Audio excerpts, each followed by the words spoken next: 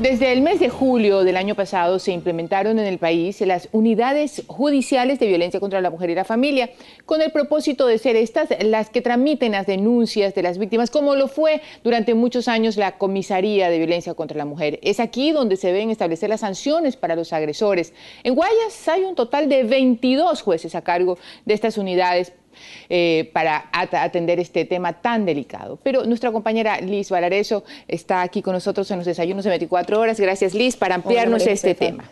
Efectivamente, gracias por la invitación. También dentro de un sistema de aplicación de justicia especializado, María Josefa y amigos, y debido al índice de casos de violencia intrafamiliar, se da paso a la creación de estas unidades para atender estos casos. Como usted decía, 7.000 causas, de las cuales el 43% corresponden a casos de violencia física y el resto psicológica. Vamos a conocer ahora qué es lo que usted debe hacer en caso de ser víctima de violencia intrafamiliar y cómo operan estas unidades. Parece una conversación tranquila entre una pareja de novios. Segundos después, la suspicacia del operador de cámaras del sistema Ojos de Águila de la Corporación para la Seguridad Ciudadana de Guayaquil permite captar el momento en que la paz se transforma en agresión física y posteriormente en sumisión. En menos de un mes, en otro punto de Guayaquil, un esposo golpea hasta el cansancio a su pareja sin compasión alguna y al llegar la policía, ella suplica no lo detengan. Hay una demanda muy alta, es cuando hay feriados, cuando hay partidos y vemos que estos agresores vienen algunos bajo los efectos del alcohol o algunos bajo los efectos de sustancias psicotrópicas. A esto se suman los celos o la infidelidad. Y es debido a las altas cifras que se registran de este tipo de delito que se crearon en julio del 2013 las unidades judiciales de violencia contra la mujer y la familia, las mismas que operan en casi todo el país. En Guayaquil las cifras son alarmantes. Eso también se refleja en el número de causas que han ingresado, que es alrededor de 7.000 causas, de las cuales el 43% de estas corresponden a violencia física e igualmente un número similar corresponden a violencia psicológica. Causas que en Guayas son atendidas por 22 jueces, de los cuales 21 son mujeres y que están repartidos de la siguiente manera: 2 en el Cantón Durán, 2 más en el Cantón Milagro, 9 en las dependencias de la Ciudadela Valdivia para atender las denuncias que se generan en el sur de la ciudad y 9 más en las dependencias de Florida Norte, donde se atienden los casos que se generan en esta parte de Guayaquil y además los casos de flagrancia, es decir, aquellos que ocurren después de las 4 de la tarde, en los que interviene en la denuncia la Policía Nacional y también los que se presenten durante el fin de semana. Sí, tenemos jueces atendiendo las 24 horas al día. Si usted es víctima de violencia intrafamiliar, deberá acudir a las unidades judiciales. Allí primero se acercará a información. Es un primer filtro donde se determinará si su caso debe ser atendido efectivamente por esta unidad o derivada quizás a otra de tipo penal. Esto dependerá del grado y forma de agresión.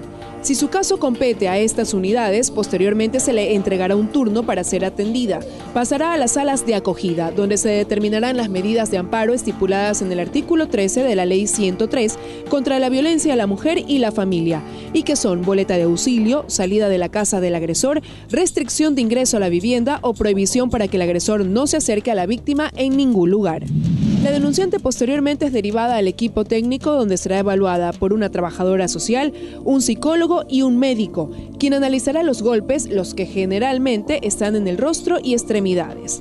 Ellos emitirán el informe que pasará al juez, quien solo durante la audiencia mantiene contacto con la denunciante, y será ella o él quien emita la sanción, que puede ser entre 5 a 30 días de prisión y una multa económica de $60. El proceso debe tomar aproximadamente 1 mes y medio, 2 meses. Pero hay circunstancias que lo dilatan.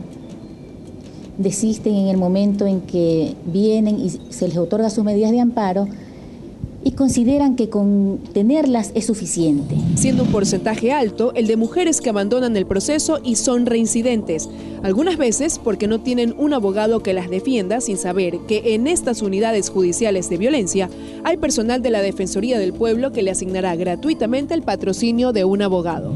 Muchas son las víctimas que llegan a las unidades judiciales de violencia en compañía de sus hijos. Es por eso que se ha creado un área lúdica donde ellos permanecen ajenos a esa realidad. Realidad que viven en su hogar y que al llegar hasta estas dependencias, sus madres quieren cambiar e incluso evitar que algún día ese maltrato pueda llevarlas a la muerte.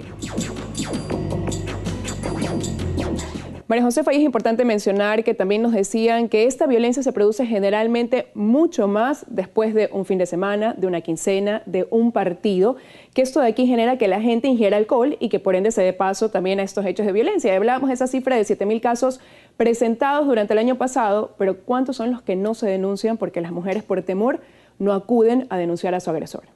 Y no solamente eso, Liz, sino que a veces lo que quieren obtener por parte de estas unidades no es lo que necesitan. Y vamos a hablar sobre este tema. Anabel Arévalo, del Centro de Atención para la Mujer CEPAM Guayaquil. Buenos días, Anabel. Una de las cosas que comentábamos, que si este cambio del Código Integral Penal, y que bueno, que en agosto va a entrar en vigencia, significa que estas comisarías deben ya ser desplazadas por las unidades. Pero una de las características reales que les hace la diferencia es que las medidas de amparo por estas unidades no están siendo emitidas con la rapidez que lo hacían las comisarías. ¿Por qué sucede esto y cuánto riesgo pueden tener las mujeres por esta demora? Gracias, María Josefa. Buenos días a todos y todas. Realmente los juzgados de violencia, las unidades judiciales de violencia hacia las mujeres y la familia ha sido un avance en cuanto a que existan unidades judiciales especializadas, que antes no lo habían. Antes había comisarías de la mujer que también eran especializadas, pero tenían otra figura y otra connotación. El hecho de que estén dentro del Consejo de la Judicatura de la función judicial como tal, ya indica, ¿no?, una situación mucho más incluida en lo que significa el hacer justicia.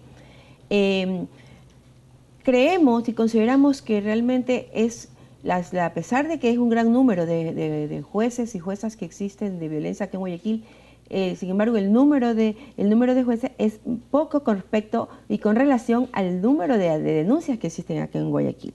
La demanda es muy alta, que por esta razón inclusive las personas que han contratado para estas unidades no es suficiente para cubrir toda esta demanda. Por otro lado, realmente yo creo que están en construcción las metodologías y formas y rutas que deben seguir, y por esta razón no se están dando las medidas de amparo inmediatamente. De lo que conocemos, inclusive el CEPAM Guayaquil ha hecho una veeduría a estas unidades judiciales, tanto en el norte como en el sur, y también en algunas unidades de salud. Como producto de estas veedurías, ¿han hecho algún informe o se han permitido presentar una propuesta al Consejo de la Judicatura? Sí, estamos terminando esa veeduría, se está haciendo un informe en el que se va a dar algunas recomendaciones frente a los hallazgos que hemos encontrado como debilidades en el proceso. Nosotros también consideramos que sí es un gran avance en el tema de derechos de las mujeres, el hecho de que haya juzgados judiciales, pero que sí requieren de algunas situaciones que hay que ajustar, ¿no? ¿Cómo? Bueno, como usted lo dice, están en construcción, y el hecho de que estén incorporados ya en la función judicial y que no sean unas comisarías adscritas a la función ejecutiva o a los ministerios de bienestar social como históricamente han sido. Pertenecían al Ministerio del Interior. Exacto, ahora ya pasan a la función judicial, y eso es importante. Liz Valareso es la persona que nos acompaña hoy día y es de la que ha hecho investigaciones al respecto, y ella tiene algunas inquietudes, Anabel. Sí, María Josefa, y es lo que mencionaban dentro del reportaje una de las juezas. Ella decía que lo que también llega a suceder es que la mujer que se arma de valor y presenta la denuncia abandona este proceso. Quizás obtiene esa medida cautelar en la que le dan una boleta de auxilio, en la que se restringe el acceso de su agresor a donde ella esté, pero que llegan hasta ahí, que no concluyen con la audiencia y que por ende no se puede sancionar muchas veces a este agresor por la contravención.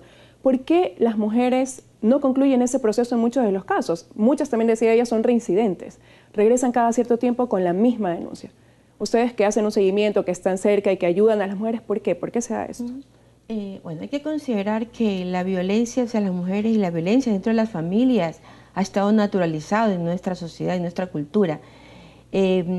Por otro lado, el que alguien viva violencia de parte de un miembro de la familia que dice amarla, que dice quererla, que es su familia, que es su pareja o es su padre o su madre, realmente hay un caos a nivel emocional En ese sentido, las mujeres que viven violencia muchas veces lo único que quieren es que pare la violencia hacia ellas, pero no quieren una separación, no quieren que su pareja vaya preso o que vaya a la cárcel, simplemente quieren que pare la violencia. Realmente la violencia en la familia es bastante compleja, no es tan sencillo como hacer una denuncia y ya se terminó el asunto. Sucede que son mujeres que muchas veces han vivido situaciones de violencia toda la vida. Por lo tanto, han naturalizado las relaciones familiares en esas condiciones. Y ahí me preocupa algo de lo que usted acaba de decir, toda la vida. Eso puede ser un patrón que lo repitan sus hijos, porque yo, mientras hice el reportaje, debo decirle a María Josefa y Anabel que muchas llegaban con sus niños pequeños que se divertían en esta área lúdica, mientras su mamá estaba con gafas ocultando los golpes, tratando de poner esta denuncia para alejar o parar esa violencia de parte de su agresor. Justamente eso es lo que sucede en este momento cuando históricamente y culturalmente ha sido como parte de las relaciones familiares el hecho de que problemitas nomás son el pleito o el golpe entre marido y mujer, o parte de la disciplina de padres y madres de sus hijos e hijas ha sido el maltrato físico. Entonces, lo que sucede en este momento es que se está replicando justamente estos patrones de comportamiento y de relacionamiento familiar para que se siga dando, o sea, se sigue reforzando y se sigue replicando estas relaciones. Últimamente hemos visto que muchas parejas jóvenes, inclusive de 18, 19, 20 años, están replicando esta violencia hacia sus parejas y muchas veces terminan en la muerte de las mujeres, ¿no? Anabel, una de las cosas importantes que creo que vale la pena que nos detengamos a reflexionar es el tema que usted mismo acaba de decir hace un rato. ¿Hasta qué punto lo hicimos natural? ¿Hasta qué punto forma parte de la idiosincrasia de nuestras sociedades? Y es poder marcar el punto de lo que significa un piropo hasta un acoso, la diferencia entre opinar distinto y ofender y esa eterna intención de colonizar el cuerpo a las bravas, que es lo que yo siempre sostengo, que forma parte de la mente del agresor. ¿Por qué no desde las escuelas, de la familia, especialmente los políticos, comienzan a marcar la diferencia? Porque una boleta de amparo o una unidad judicial no va a abastecer para poder erradicar este tema tan perverso como la violencia. Sí, una medida de amparo, una boleta de auxilio, muchas veces para algunas mujeres ha sido el boleto de la muerte, claro, ¿no? Porque con boleta en mano han terminado asesinadas por parte de sus parejas o exparejas. Realmente el que las mujeres vivan esta violencia tiene que ver mucho con esta formación, esta educación, esta información que se pueda dar a las mujeres de que no es natural, de que podemos tener otra forma de relacionarnos dentro de las familias, que existan leyes, pero que no es suficiente las leyes, porque se requiere de medidas de prevención, se requiere de campañas realmente permanentes con respecto a que la violencia no hace bien a nadie, ¿verdad? Y que además se da, y siempre se ha dado en relaciones de poder. Usted decía, la apropiación del cuerpo, inclusive es la apropiación de la mente y del cuerpo de las mujeres de parte de los hombres, ¿no? El hecho de que todavía se eduque a los niños indicando de que es hombres fuertes, machos, tú puedes golpear, las mujeres no, tienes que ser sumisa, juega con muñecas, las preparan para ser madres, por lo tanto el rol de esas mujeres está ahí repetitivo. Me parece que en alguna forma eso lo hemos superado ya, un mayor número de mujeres trabaja, un mayor número de mujeres tiene un acceso a la educación superior. ¿Qué pasa por la mente del agresor? ¿Cree que hace bien? ¿Cree que necesita? ¿O es tan inseguro ese varón que necesita sentirse importante aplastando al prójimo y en este caso su pareja? María Josefa, yo creo que no hemos superado. El movimiento de mujeres justamente está haciendo esta reflexión. Hemos realmente avanzado en algunos aspectos, pero en lo base, en lo estructural, realmente no hemos superado el hecho de que nos ubiquen a las mujeres o que nos ubiquemos las mujeres en una relación equitativa. O sea, realmente, si usted dice, bueno, hay mujeres que estudian, mujeres que trabajan, pero si usted se da cuenta, ¿qué hacemos luego? Vamos a nuestra casa a seguir haciéndolo lo que siempre hicieron nuestros abuelos. Bueno, pero hay una relación importante entre las personas agredidas que tienen otra educación y las personas que no tienen. Sí, hay algo, hay una diferencia en la manifestación de la violencia, le cuento a María Josefa, porque de acuerdo a la estadística que tuvimos en el 2011 por el IDEC, Mujeres de cuarto nivel de instrucción académica tienen un 38 y pico de porcentaje que viven violencia. Y ese otro tema, Liz, importantísimo de resaltar, y seguramente usted nos aporta en su investigación, ¿hasta qué punto el tema de la violencia psicológica tampoco es asumida? Porque bueno, eso fue una palabra, te lo dije porque estoy bravo, así me pongo, pero es también la violencia y sobre todo, justamente, como decía Anabel, en las mujeres que tienen una educación superior. Y es un porcentaje alto, María Josefa, porque decíamos de esas 7.000 causas que han sido recibidas en estas unidades judiciales de violencia contra la mujer y la familia, 43% violencia física, 46% violencia psicológica, y lo que comentaba justamente Anabel, eso se puede dar en la clase media alta, por ejemplo, que no denuncia, pero que están sometidas también las mujeres, y en la clase también económica de un estrato social de abajo, que soportan insultos diariamente, que sus hijos los escuchan y piensan que también eso se convierte en un trato normal. Bueno, en el nuevo Código Penal Integral, la violencia psicológica está como delito. Por lo tanto, justamente por estas estadísticas, ¿no? Ya no solamente es que la violencia física, inclusive para que las personas identifiquen que eso es violencia también. La violencia psicológica puede llegar a matar a una persona igual. Sí, además, porque el acoso, como decías María Josefa, el que todos los días de pronto la mujer reciba insultos, humillaciones o vejaciones, contribuyen a una autoestima de la mujer, que la anulan, la minimizan a una mujer y la pueden anular a tal punto de provocar una depresión de llevarla a suicidio, pero también el hecho de que pueda reaccionar de alguna manera la mujer también y de quererse defender con el agresor. Gracias, Anabel, se me acaba el tiempo en esta parte. Gracias por compartir esta experiencia suya con relación a la mujer. Y sí, yo creo que la autoestima, independientemente de quienes estén a nuestro alrededor o quienes crean tener poder sobre nosotros, es uno de esos talentos y de esas joyas que tenemos que cuidar, siempre tomando conciencia de cuánto valemos las mujeres y de lo importante que somos para el desarrollo del mundo. Este es un tema que vamos a seguir hablando y después de la pausa vamos a explicar cómo funcionan estas unidades especializadas creadas para ayudar a las víctimas de la violencia intrafamiliar. Vamos a contar esta vez con una abogada que tiene una experiencia importante en estas tareas. Y también sigue con nosotros Liz Valareso. Quédese con nosotros, ya volvemos. En el bloque anterior veíamos que se han creado estas unidades especiales, estas unidades judiciales de violencia contra la mujer y la familia debido al alto índice de este tipo de contravención. Pero ¿cuándo deja de ser precisamente eso, una contravención, esa agresión hacia la mujer para convertirse en un delito? Se lo contamos en la siguiente nota.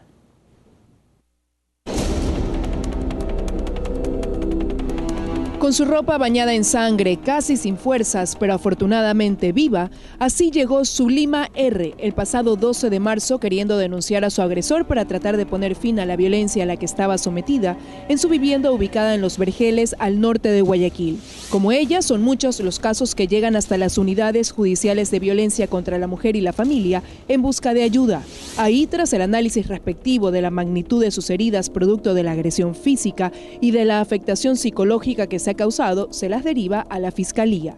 Entonces, cuando el examen determina que las lesiones tienen un tiempo de incapacidad física de más de 3 días, se deriva a la Fiscalía. En caso de violencia psicológica, cuando hablamos de amenazas de muerte, también esto es un delito, se remite a la Fiscalía.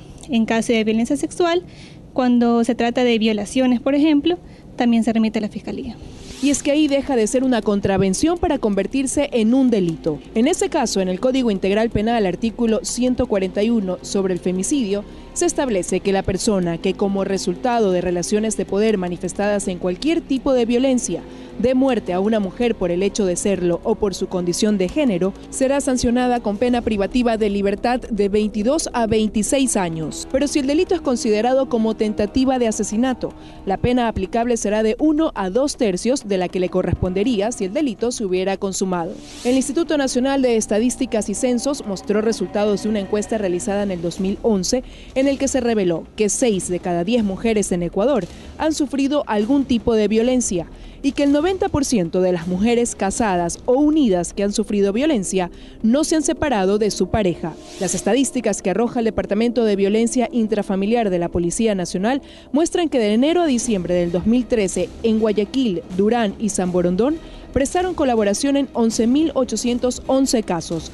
de los cuales 10.177 fueron mujeres y 1.634 hombres, pues ellos también reciben malos tratos. Hacer un llamado a las mujeres que sientan que puedan estar en riesgo, tener su botón de seguridad justamente para que pueda ser efectivo. Y además también poner a disposición, María Josefa, la Dirección de Atención Ciudadana, donde atendemos con asistencia judicial y asistencia psicológica a todas las personas, no solamente mujeres, que sientan que nosotros podemos dar ese servicio. Si bien las cifras que se manejan son alarmantes, hay un gran porcentaje de estos hechos de violencia que no se conocen porque las mujeres prefieren callar. Soportar esa violencia que las lacera por dentro y por fuera en presencia de sus hijos, quienes crecerán pensando que los golpes, los insultos, son algo normal, convirtiéndose en potenciales agresores o víctimas. Continuamos este análisis de violencia intrafamiliar y esta vez nos acompaña Beatriz Bordes, directora de la Fundación María Guare. Muy buenos días, Beatriz, gracias por estar con nosotros. Toda una historia vinculada al tema de la violencia contra la mujer es la historia tuya, que has estado siempre al pie de este tema. Y una de las grandes incógnitas que nos hacíamos cuando analizábamos este tema es cómo hacer para coincidir ese deseo que tienen todas las mujeres de dejar de ser agredidas y entender un poco el abandono de los procesos. ¿Por qué la mujer no insiste y no llega hasta el final para sancionar a su agresor? Claro, este es un trabajo que venimos haciendo con todas las usuarias que llegan hasta nuestro espacio, un poquito de conciencia para que ellas avancen en estos procesos. Nadie está preparado primeramente para ir a un proceso. Es una cosa muy dura, te tienes que enfrentar a muchas cosas que no lo haces cotidianamente. Tienes que tener paciencia, tienes que esperar tiempos para el despacho. Entonces eso no está acostumbrado en sí la ciudadanía. Y cuando tú te enfrentas a estos espacios, tú sabes que tienes que tratar con un juez, sabes que te tienes que tratar con un departamento técnico que te llama, que te está indicando tal fecha, usted preséntese. Eso ocasiona en la persona tensión, angustia. ¿Qué me va a decir la juez? ¿Qué va a pasar? ¿Cómo soluciono esto? O pasan los días y las cosas a veces no se dan como se espera. Entonces eso va ocasionando una serie de problemas en las personas y comienzan a dejar el proceso. Y si a esto le sumas que es una mujer que ya está desgastada física y emocionalmente por tanta violencia, dice, caramba, tengo que aguantar toda la lentitud del aparato de justicia o de las comisarías para obtener un resultado. Y otra de las inquietudes es que estas unidades judiciales están demorando mucho en el otorgamiento de medidas de amparo. ¿Es así cierto? Y si es así, ¿qué va a pasar con la urgencia? Es por lentitud en el despacho. Unos días para entregar. Ya no tienen la emergencia que tenían las comisarias. Las comisarias en 2 horas entregaban todas estas medidas. Ahora no. Hay todo un proceso para llegar a que te despachen. Entonces, en relación a lo que tú decías muy bien, la persona y en general la ecuatoriana, en este caso nuestra provincia, las guayaquileñas, cuando van a denunciar, no es porque es la primera vez que han pasado un acto de violencia. En muchas ocasiones las mujeres esperan 5, 10, 15 años. Entonces, ¿qué pasa? Que ya estás afectada tan gravemente que cuando tú ya presentas esto, tú quisieras que alguien te acoja y te atienda. Por eso es que nuestra organización, el grupo multidisciplinario que atiende, mientras está la abogada, está la psicóloga trabajando con ella. ¿Por qué? Porque estos procesos se dan que tú estás denunciando y en pocos días estás regresando con la persona.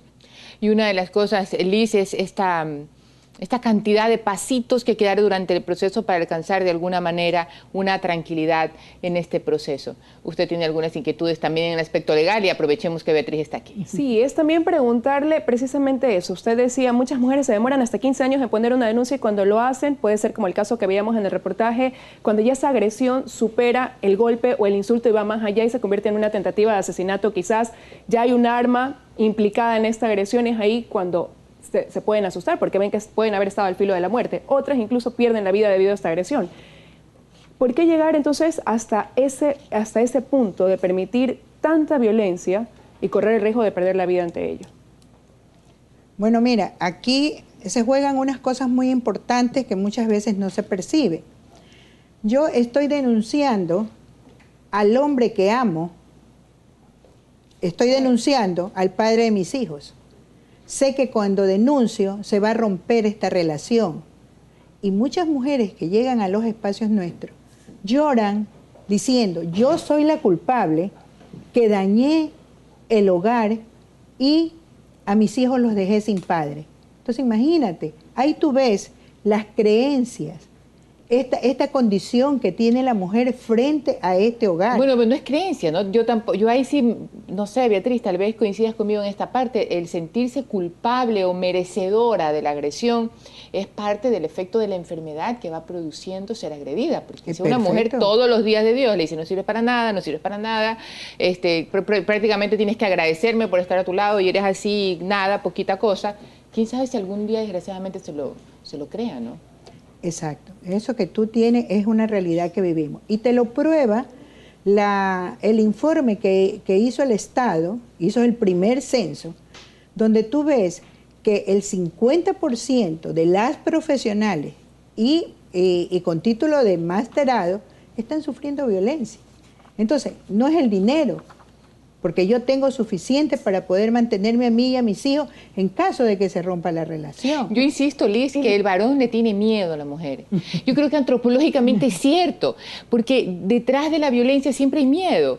El tema, por ejemplo, de que nosotros podamos ser madres, el tema de que podamos manejar nuestro cuerpo, nuestra propia sexualidad, decidir qué día, qué no, cuándo estaremos listas, cuándo no, nuestra intuición, son valores que pareciera que Liz, Beatriz, generan temor e intención de colonizarlo y aplastarlo, ¿no? No, y valores que a lo mejor muchas mujeres no están conscientes que lo tienen, María Josefa, y por eso permiten también la agresión. Pero quería aprovechar también para preguntarle a Beatriz lo que usted decía también sobre las sanciones.